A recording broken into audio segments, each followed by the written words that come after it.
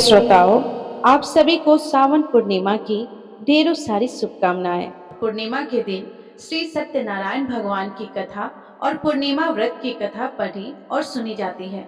आज के दिन जो भी सच्चे मन से जैसी भी कामना को लेकर इस कथा को पढ़ता है अथवा सुनता है और दूसरों को सुनाता है, भगवान श्री हरि और भगवान कृष्ण की कृपा से उनकी सभी मनोकामनाएं पूर्ण होती है। तो आइए आज आप सुनेंगे पूर्णिमा व्रत की कथा। द्वापर युग में एक समय की बात है। एक बार मैया यशोदा ने भगवान श्री कृष्ण से पूछा कि हे कृष्ण, तुम सारे संसार के उत्पन्न करता, पोषक तथा उसके संहार करता हो। आज कोई ऐसा व्रत मुझे कहो जिसके करने से मृत्यु लोक में स्त्रियों को विधवा होने का भय न रहे, तथा क्या व्रत सभी मनुष्यों की मनोकामनाएं पूर्ण करने वाला हो। तब भगवान श्री कृष्ण कहने लगे कि हे माता, आपने बड़ा ही सुंदर प्रश्न किया है। मैं आपसे ऐसे ही व्रत का सविस्तार कहूंगा। सौभाग्य की प्राप्ति के लिए स्त्रियों को 32 पूर्णमासियों का व्रत करना चाहिए। इस व्रत को करने से स्त्रियों को सौभाग्य संपत्ति मिलती है। यह व्रत अचल सौभाग्य को देने वाली और भगवान शिव के प्रति मनुष्य मात्र की भक्ति को बढ़ाने वाला है। यशोदा माता ने कहा कि हे कृष्ण, सर्वप्रथम इस व्रत को मृत्यु लोक में किसने किया था, इस विषय में मुझे सविस्तार कहो। भगवान श्री कृष्ण कहने लगे कि इस भूमंडल पर एक अत्यंत प्रसिद्ध राजा, जो कि चंद्रहास नाम से पालित अनेक प्रकार के रत्नों से परिपूर्ण कातिका नाम की एक नगरी थी। वहां पर धनेश्वर नाम का एक ब्राह्मण रहता था और उसकी स्त्री अति सुशीला रूपवती थी। दोनों ही उस नगरी में बड़े ही प्रेम के साथ रहते थे। घर में धन धान्य आदि किसी की भी वस्तु की कोई कमी नहीं थी। उनको एक बड़ा सा दुख था कि उनके पास उनकी कोई संतान नहीं थी। इस दुख से वह अत्यंत दुखी रहते थे। एक समय एक बड़ा तपस्वी योगी उस नगरी में आया। वह योगी उस ब्राह्मण के घर को छोड़कर अन्य सब घरों से भिक्षा लाकर भोजन किया करता था। रूपवती से वह भिक्षा नहीं लिया करता था। उस योगी ने एक दिन रूपवती से भिक्षा ना लेकर किसी अन्य घर से भिक्षा लेकर गंगा किनारे जाकर भिक्षान को प्रेम पूर्वक खा रहा था कि धनेश्वर ने योगी का यह सब कार्य किसी प्रकार से देख लिया। अपने भिक्षा के अनादर से दुखी होकर धनेश्वर योगी से बोला, हे महात्मा, आप सब घरों से भिक्षा लेते हैं, परंतु मेरे घर की भिक्षा कभी भी नहीं लेते। इसका क्या कारण है? योगी ने कहा कि निसंतान के घर की भीख पतितों के अन्न के तुल्य होती है, और जो पतितों का अन्न खाता है वह भी पतित हो जाता है। क्योंकि तुम निसंतान हो, अतः पतित हो जाने के भय से मैं तुम्हारे घर की भिक्षा नहीं लेता हूँ। धनेश्वर यह बात सुनकर अपने मन में बहुत दुखी हुआ और हाथ जोड़कर योगी के पैरों में गिर पड़ा तथा अंतर्भाव से कहने लगा कि हे महाराज, यदि ऐसा है तो आप मुझको पुत्र प्राप्ति का उपाय बतलाइए। आप सर्वज्ञ हैं, मुझ पर अवश्य ही कृपा कीजिए। धन की मेरे घर में कोई कमी नहीं है, परंतु मैं पुत्र ना होने के कारण अत्यंत दुखी हूँ। आप मेरे इस दुख का हरण करें, आप समर्थवान हैं। यह सुनकर योगी कहने लगे कि हे ब्राह्मण, तुम चंडी की आराधना करो। घर आकर उसने अपने स्त्री से सब वृतांत कहा और स्वयं तप के निमित्त वन में चला गया। वन में जाकर उसने चंडी देवी की उपासना की और उपवास किया। चंडी ने 16वें दिन उसको स्वप्न में दर्शन दिया और कहा कि हे धनेश्वर, जा, तेरा पुत्र होगा, परंतु वह 16 वर्ष की आयु में ही मृत्यु को प्राप्त हो जाएगा। यदि तुम दोनों स्त्री पुरुष 32 पुण्यवासियों का व्रत विधि पूर्वक करोगे तो वह दीर्घायु होगा। जितनी तुम्हारी सामर्थ हो, आटे के दिए बनाकर शिव जी का पूजन करना। प्रातः काल होने पर इस स्थान के समीप ही तुम्हें एक आम का वृक्ष दिखाई देगा। उस पर तुम चढ़कर एक फल तोड़कर शीघ्र अपने घर चले जाना।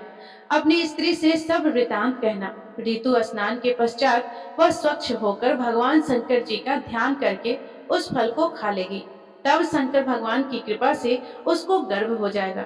जब वह ब्राह्मण प्रातः काल उठा तो उसने उस स्थान के पास ही एक आम का वृक्ष देखा, जिस पर एक अत्यंत सुंदर आम का फल लगा हुआ था। उस ब्राह्मण ने उस आम के वृक्ष पर चढ़कर उस फल को तोड़ने का प्रयत्न किया, परंतु वृक्ष पर कई बार प्रयत्न करने पर भी वह न चढ़ पाया। तब तो उस ब्राह्मण को बहुत चिंता हुई और विघ्न विनायक भगवान श्री गणेश जी की वंदना करने लगा। हे दयानिधि, अपने भक्तों को विघ्नों का आप नाश करने वाले हैं, उनके मंगल कार्यों को पूर्ण करने वाले हैं, दुष्टों का नाश करने वाले हैं। रिद्धि सिद्धि देने वाले आप मुझ पर कृपा करके इतना बल दे कि मैं अपने मनोरथ को पूर्ण कर सकूं। इस प्रकार गणेश जी की प्रार्थना करने पर उनकी कृपा से धनेश्वर वृक्ष पर चढ़ गया और उसने एक अति सुंदर आम का फल देखा। उसने विचार किया कि जो वरदान से फल मिला है वह यह है और कोई फल दिखाई नहीं देता। उस धनेश्वर ब्राह्मण ने जल्दी से उस फल को तोड़कर अपनी स्त्री को लाकर दे दिया और उसकी स्त्री ने अपनी पति के कथा के अनुसार उस फल को खा लिया और वह गर्भवती हो गई। देवी जी की असीम कृपा से उसे एक अत्यंत सुंदर पुत्र उत्पन्न हुआ जिसका नाम उन्होंने देवी दास रखा। माता पिता के हर्ष और शुक्र के साथ साथ वह बालक शुक्ल पक्ष के चंद्रमा के भांति अपने पिता के घर में बढ़ने लगा। भवानी की कृपा से वह बालक बहुत ही सुंदर, सुशील और विद्या पढ़ने में बहुत ही निपुण हो गया। दुर्गा जी की आज्ञा अनुसार उसकी माता ने 32 पूर्णमासी का व्रत रखना प्रारंभ कर दिया जिससे उसका पुत्र बड़ी आयु वाला हो जाए। 16वां वर्ष लगते ही देवीदास के माता पिता को बड़ी चिंता हो गई कि कहीं उसके पुत्र की इस वर्ष मृत्यु न हो जाए। इसलिए उन्होंने अपने मन में विचार किया कि यदि यह दुर्घटना उसके सामने हो गई तो वह कैसे सहन करेगा। अस्तु उन्होंने देवीदास के मामा को बुलाया और कहा कि हमारी इच्छा है कि देवीदास 1 वर्ष तक काशी में जाकर विद्या अध्ययन करे और उसको अकेला भी नहीं छोड़ना चाहिए। इसीलिए साथ में तुम चले जाओ और 1 वर्ष के पश्चात इसको वापस लौटा लाना। सब प्रबंध करके उसके माता पिता ने काशी जाने के लिए देवीदास को एक घोड़े पर बैठाकर उसके मामा को उसके साथ भेज दिया, किंतु यह बात उसके मामा या किसी और को कहीं पता नहीं थी। धनेश्वर ने सपने अपने पुत्र की मंगल कामना तथा दीर्घायु के लिए भगवती दुर्गा की आराधना और पूर्णमासियों का व्रत करना आरंभ कर दिया। इस प्रकार बराबर 32 पूर्णमासी का व्रत पूर्ण किया। कुछ समय के पश्चात एक दिन वह दोनों मामा और भांजा मार्ग में रात्रि बिताने के लिए किसी ग्राम में ठहरे हुए थे। उस दिन उस गांव में एक ब्राह्मण की अत्यंत सुंदर, सुशील, विदुषी और गुणवती कन्या का विवाह होने वाला था। जिस धर्मशाला के अंदर वर और उसकी बारात ठहरी हुई थी उसी धर्मशाला में देवीदास और उसके मामा भी ठहरे हुए थे। संयोगवश कन्या को तेल आदि चढ़ाकर मंडप आदि का कृत किया गया तो लगन के समय वर को धनुवार्त हो गया। अस्तु वर के पिता ने अपने कुटुंबियों से परामर्श करके निश्चय किया कि वह देवीदास मेरे पुत्र जैसा ही सुंदर है, मैं इसके साथ ही लग्न करा दूं और बाद में विवाह के अन्य कार्य मेरे लड़के के साथ हो जाएगा। यह सोचकर देवीदास के मामा से जाकर बोला कि तुम थोड़ी देर के लिए अपने भांजे को हमें दे दो जिससे विवाह के लगन का सब कार्य सुचारू रूप से हो सके। तब उसका मामा कहने लगा कि जो कुछ भी मधु परक आदि कन्यादान के समय वर को मिले वह सब हमें दे दिया जाए तो मेरा भांजा इस बारात का दूल्हा बन जाएगा। यह बात वर के पिता ने स्वीकार कर ली। उसने अपने भांजा को वर बनने को भेज दिया और उसके साथ वह विवाह कार्य रात्रि में विधि पूर्वक संपन्न हो गया। पत्नी के साथ वह भोजन न कर सका और अपने मन में सोचने लगा, न जाने यह कैसी स्त्री होगी। वह एकांत में आकर इसी सोच में पड़ गया। तब उसकी आंखों में आंसू भी आ गए। तब वधू ने पूछा कि क्या बात है, आप इतने उदास व दुखी क्यों हो रहे हैं। तब उसने सब बातें जो वर के पिता व उसके मामा में हुई थी उसको बतला दिया। तब कन्या कहने लगी कि यह ब्रह्म विवाह के विपरीत हो कैसे सकता है। देव, ब्राह्मण और अग्नि के समान मैंने आपको ही अपना पति बनाया है, इसीलिए आप ही मेरे पति है। मैं आपकी ही पत्नी रहूंगी, किसी अन्य की कदापि नहीं। तब देवीदास ने कहा कि ऐसा मत करिए क्योंकि मेरी आयु बहुत थोड़ी है, मेरे पश्चात आपकी क्या गति होगी, इस बात को अच्छी तरह विचार लो। परंतु वह दृढ़ विचार वाली थी। बोली कि जो आपकी गति होगी वही मेरी भी गति होगी। हे स्वामी, आप उठिए और भोजन करिए, आप निश्चय ही भूखे होंगे। इसके बाद देवीदास और उसकी पत्नी दोनों ने भोजन किया तथा शेष रात्रि वे सोते रहे। प्रातः काल देवीदास ने अपने पत्नी को 3 नगों से जरी हुई एक अंगूठी दी, एक रुमाल दिया और बोला कि हे प्रिय, इसे ले लो और संकेत समझकर स्थिर चित्त हो जाओ। मेरा मरण और जीवन जानने के लिए एक पुष्प वाटिका बना लो, उसमें सुगंधी वाले एक नवम मल्लिका लगा लो, उसको प्रतिदिन जल से सींचा करो और आनंद के साथ खेलो, कूदो तथा उत्सव मनाओ। जिस समय और जिस दिन मेरा प्राणांत होगा यह फूल सूख जाएंगे और जब यह फिर हरे हो जाएंगे तो जान लेना कि मैं जीवित हूँ। यह बात निश्चय करके समझ लेना, इसमें कोई संशय नहीं है। यह समझाकर वह चला गया। प्रातः काल होते ही वहां पर बाजे बजने लगे और जिस समय विवाह के कार्य समाप्त करने के लिए वर तथा सब बाराती मंडप में आए तो कन्या ने वर को भली प्रकार से देखकर अपने पिता से कहा कि यह मेरा पति नहीं है। मेरा पति वही है जिसके साथ रात्रि में मेरा पानी ग्रहण हुआ था। इसके साथ मेरा विवाह नहीं हुआ। यदि यह वही है तो बताए कि मैंने इसको क्या दिया। मधुपरक और कन्यादान के समय जो मैंने भूषण आदि दिए थे उन्हें दिखाए तथा रात में मैंने क्या गुप्त बातें कही थी वह सुनाए। पिता ने उसके कथन अनुसार वर को बुलवाया। कन्या की यह बातें सुनकर वह कहने लगा कि मैं कुछ नहीं जानता। इसके पश्चात लज्जित होकर वह अपना सा मुंह लेकर वहां से चला गया और सारी बारात भी अपमानित होकर वहां से लौट गई। भगवान श्री कृष्ण बोले कि हे माता, इस प्रकार देवीदास काशी विद्या अध्ययन के लिए चला गया। जब कुछ समय बीत गया तो काल से प्रेरित होकर एक सर्प रात्रि के समय उसको डसने के लिए वहां पर आया। उस विषधर के प्रभाव से उसके शयन का स्थान चारों ओर से विष की ज्वाला से विषैली हो गई, परंतु वृद्धराज के प्रभाव से उसको काट नहीं पाया, क्योंकि पहले ही उसकी माता ने 32 पूर्णवासी का व्रत कर रखा था। इसके बाद मध्याह्न के समय स्वयं काल वहां पर आया और उसके शरीर से उसके प्राणों को निकालने का प्रयत्न करने लगा, जिससे वह मूर्छित होकर पृथ्वी पर गिर पड़ा।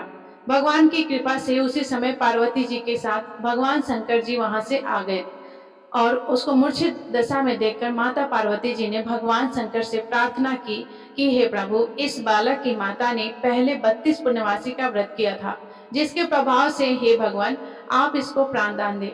भवानी के कहने पर भक्त वत्सल भगवान श्री शिव जी ने उसको प्राणदान दे दिया। इस व्रत के प्रभाव से काल को पीछे हटना पड़ा और देवीदास स्वस्थ होकर बैठ गया। उधर उसकी स्त्री उसके काल की प्रतीक्षा किया करती थी। जब उसने देखा कि उस पुष्प वाटिका में पुष्प कुछ भी नहीं रहे तो उसको अत्यंत आश्चर्य हुआ और जब वह वैसे ही हरी भरी हो गई तो वह जान गई कि वह जीवित हो गए हैं। यह देखकर बहुत प्रसन्न मन से अपने पिता से कहने लगी कि पिताजी, मेरे पति जीवित है, आप उनको ढूंढिए।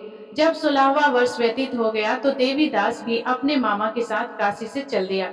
इधर उसके ससुर उसको ढूंढने के लिए अपने घर से जाने वाले थे।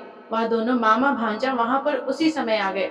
उनको आया देखकर उसका ससुर बड़ा ही प्रसन्नता के साथ अपने घर में उसे ले गया। उस समय नगर के निवासी भी वहां पर इकट्ठे हो गए और सबने निश्चय किया कि अवश्य ही इस बालक के साथ इस कन्या का विवाह हुआ था। उस बालक को जब कन्या ने देखा तो वह पहचान ली और कहा कि यह तो वही है जो संकेत करके गए थे। तत्परांत सभी कहने लगे कि भला हुआ जो यह आ गया और सब नगरवासी ने आनंद मनाया। कुछ दिन के बाद देवीदास अपनी पत्नी और मामा के साथ अपने ससुर के घर से बहुत उपहार आदि लेकर अपने घर के लिए प्रस्थान किया। जब वह अपने गांव के निकट आ गया तो कई लोगों ने उसको देखकर उसके माता पिता को पहले ही जाकर सारी खबर बता दी। तुम्हारा पुत्र देवीदास अपनी पत्नी और मामा के सहित आ रहा है। ऐसा समाचार सुनकर पहले तो उन्हें विश्वास ही नहीं हुआ, किंतु जब और लोगों ने भी आकर उनकी बात का समर्थन किया तो उनको बड़ा आश्चर्य हुआ। लेकिन थोड़ी देर में ही देवीदास ने आकर अपने माता पिता के चरणों में अपना सिर रखकर उन्हें प्रणाम किया और उसकी पत्नी ने अपने सास व ससुर के चरणों को स्पर्श किए तो माता पिता ने अपने पुत्र और पुत्रवधू को अपने हृदय से लगा लिया और दोनों की आंखों में प्रेम आंसू बहने लगे।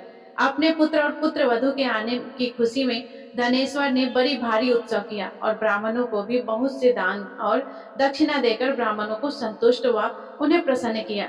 भगवान श्री कृष्ण जी कहने लगे कि इस प्रकार धनेश्वर 32 पूर्णवासियों के व्रत के प्रभाव से पुत्रवान हो गया। जो भी स्त्रियां इस व्रत को करती है वे जन्म जन्मांतर में वैधव्य का दुख नहीं भोगती और सदैव सौभाग्यवती रहती है।